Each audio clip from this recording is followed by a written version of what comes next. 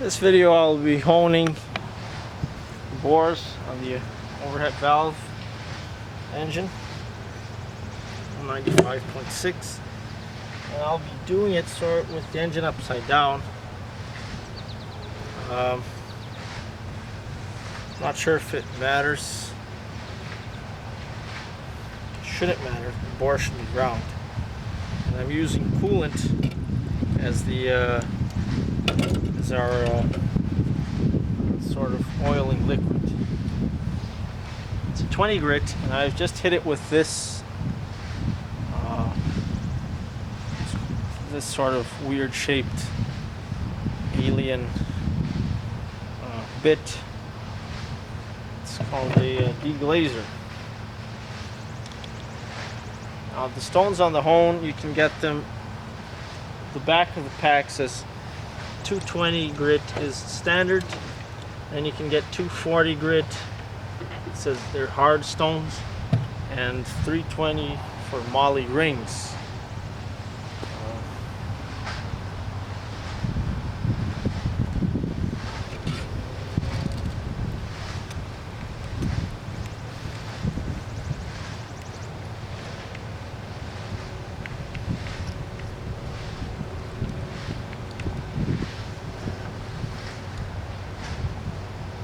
So at this point, there are two different things that are important here. The bores are supposed to be perfectly round, not the pistons. The pistons are slightly oval shaped, and when they reach operating temperature, they'll expand. Now those, and fill in the sides. And so they actually become round when they get hot. That's the idea. That's why they've got slots on them and a weird shape. Now that's for aluminum pistons. I'm not sure about the cast iron pistons, because cast iron doesn't really expand. Expansion is zero pretty much for cast iron. I know there is a little bit of thermal expansion, but not nearly as much as for aluminum. So I'm not sure about the early cast iron pistons. So with that in mind, that being said, there's two different things with regards to the bore. You can't really machine pistons.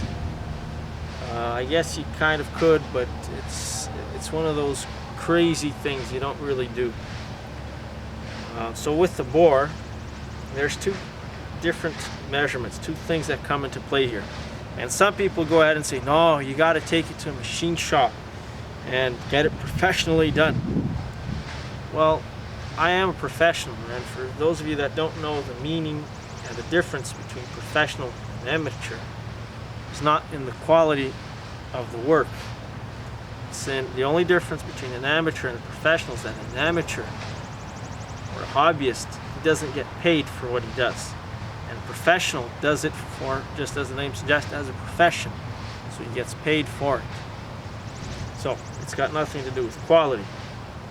Now there are certain things that you can't really do at home.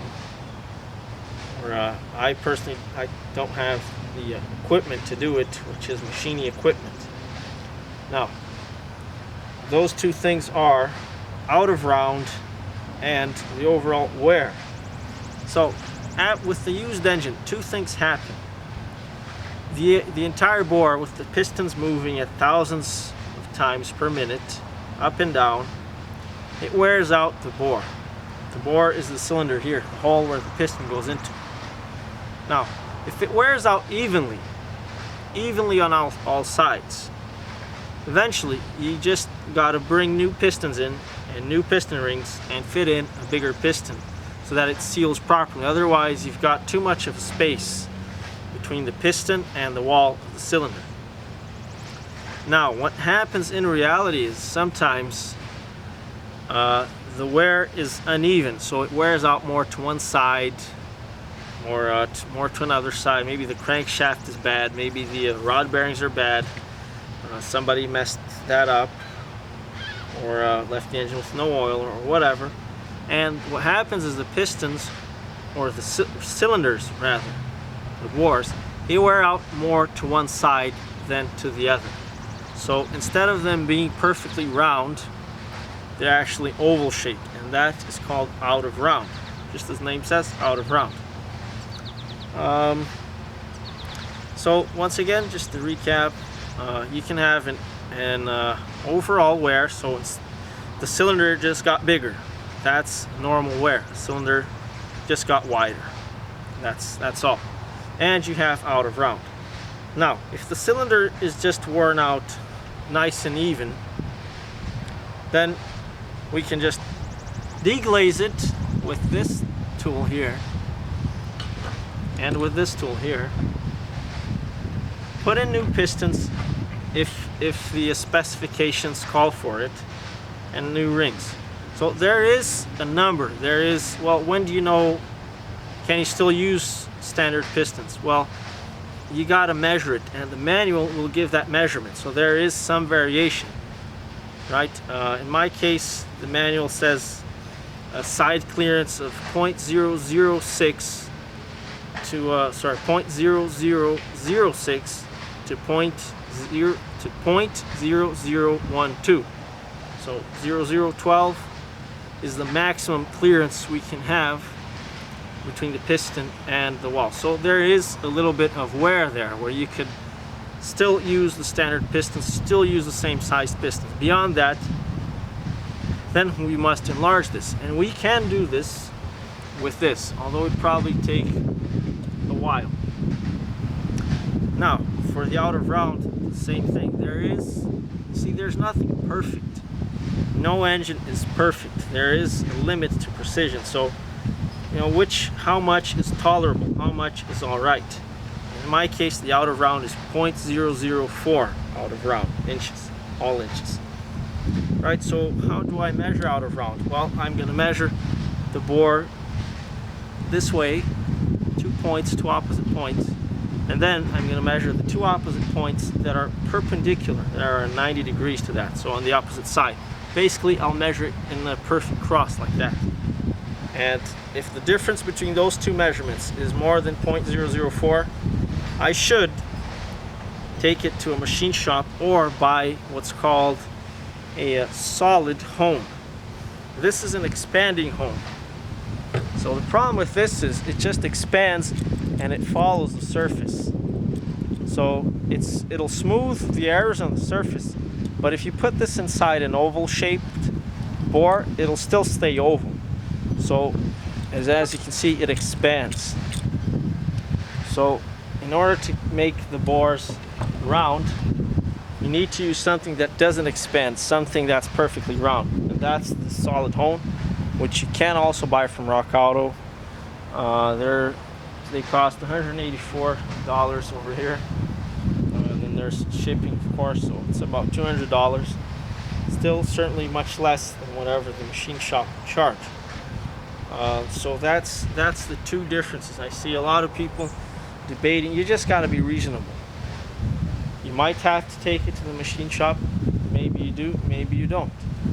You got to know the exact numbers. Get the measurement tools out, the vernier, or I've got a few other fancy measuring equipment there, which I'll use in another video. And I will determine if it needs to be taken to the machine shop.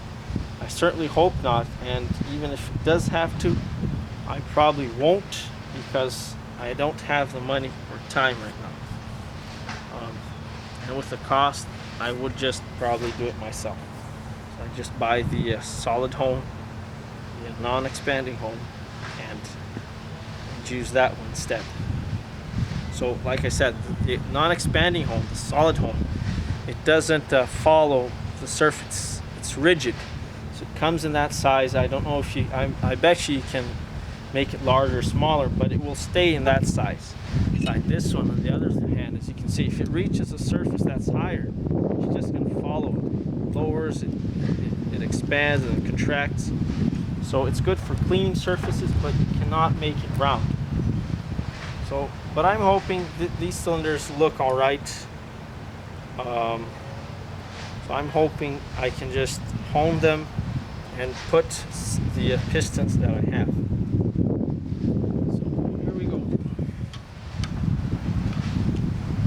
Might flip the engine over again.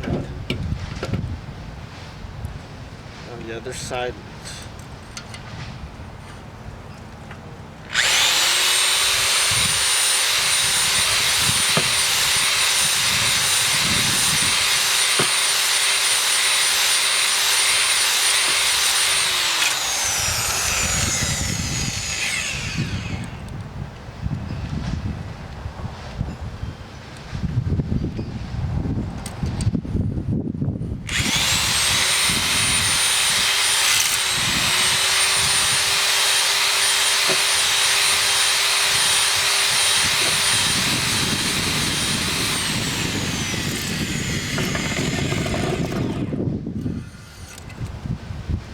So I can already see some vertical lines.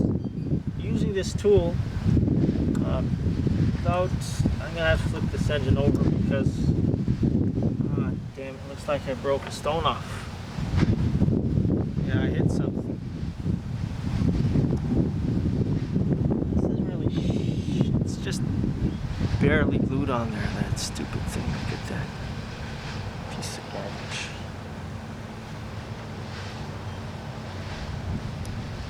Well, looks like that's the end of the honing for now. So I might just, I'll probably just stick with this guy here. That is disappointing. Broke the stone off. Yeah, I know it's sort of my fault because I hit the edge up here, but still, should be made better than that.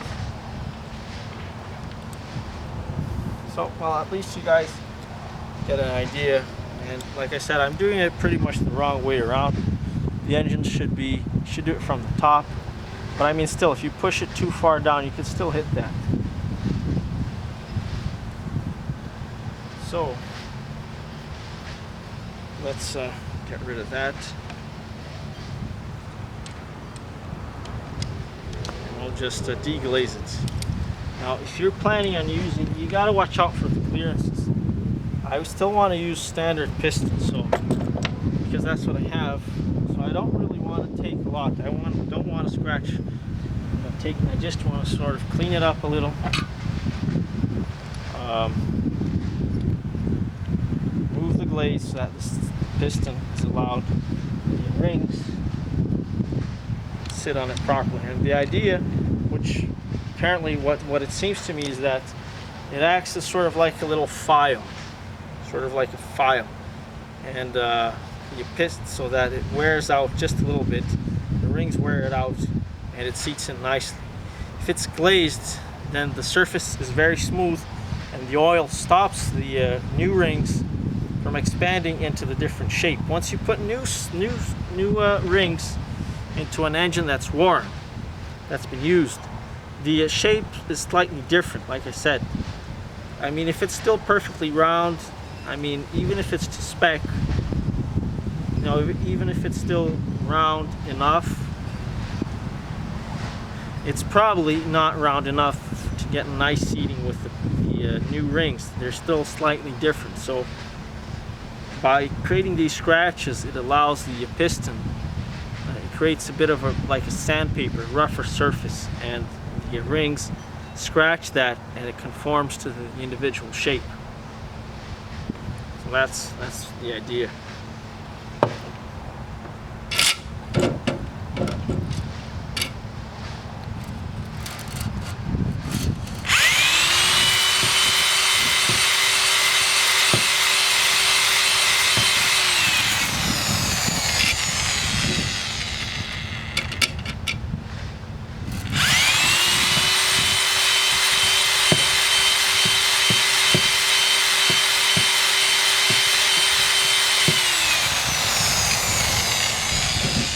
What I'll have to do later is I'll have to measure this, but I just want it nice and clean, because there was some paint and junk and garbage in there. I just want this nice and clean so that I can measure it, and then if certain cylinders need a little bit more, I'll just hit it a little bit more.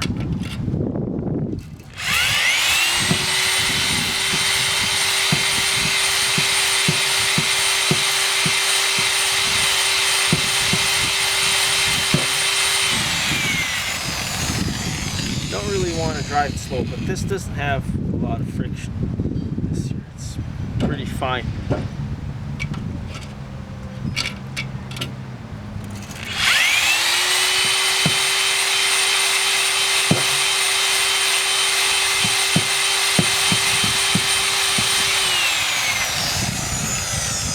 Need to have some sort of you could use water, I guess, but coolant is a little bit more stickier, so it works better. You could use diesel. Some people use WD-40, but you need to have some sort of lubricant. Otherwise, you'll get a rough finish.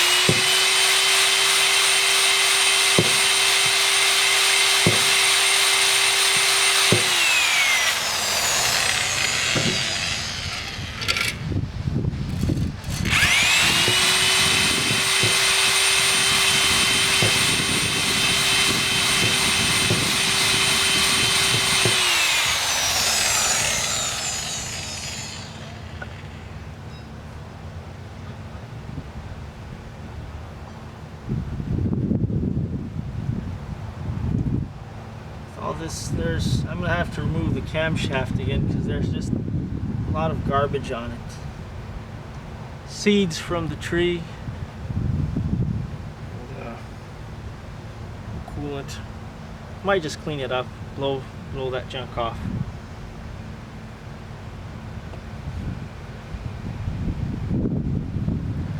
Guess I'll flip the engine over. 20 years of carbon. It's made of. It's got plastic on it, so this is gonna break eventually for sure.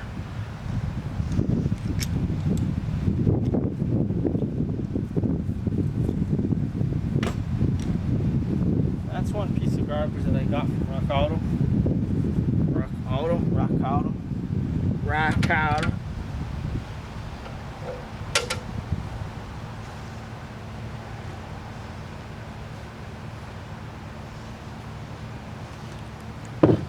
It is heavy.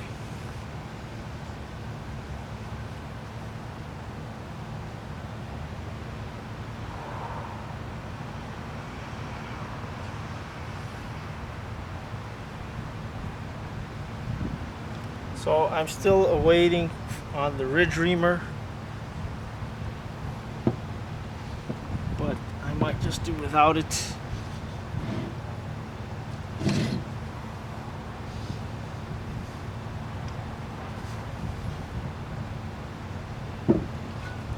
Just try to move it.